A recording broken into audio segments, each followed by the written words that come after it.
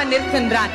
எனக்கு ஒண்ணுமே வேற வழியே இல்லைங்க, நான் பரம ஏழைங்க, என்னை காப்பாத்து முருகா அப்படின்னு ஒரு பரம ஏழை வந்து அந்த முருகனை பார்த்தா, நீ எப்பேற்பட்ட ஏழையா இருந்தாலும் இந்த பழனிக்கு வந்து என்ன ஒரு தரம் பார்த்துட்டீனா இதற்கு பிறகு உன்னுடைய வாழ்க்கை ராஜ வாழ்க்கையாகத்தான் அமையும் என்பதற்காகத்தான் ஆண்டியாக இருக்கிற இறைவன் ராஜாவாக கோலத்தை மாற்றி காட்டுகிறார்.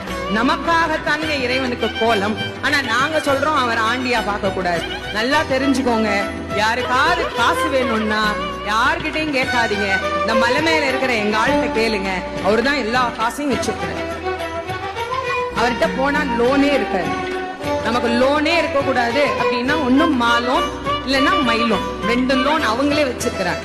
அதனால அங்க போயிட்டீங்கன்னா வாழ்க்கையில, ஏன்னா இப்ப எல்லாருக்குமே லோன்ல தானே வண்டி ஓடிட்டு இருக்கு, அதனால அதெல்லாம் இல்லாம இருக்கணும்னா இவர் காலை போய் பிடிங்க, என்ன கேட்டாலும் எங்க அப்பன் முருகன் கொடுப்பார்.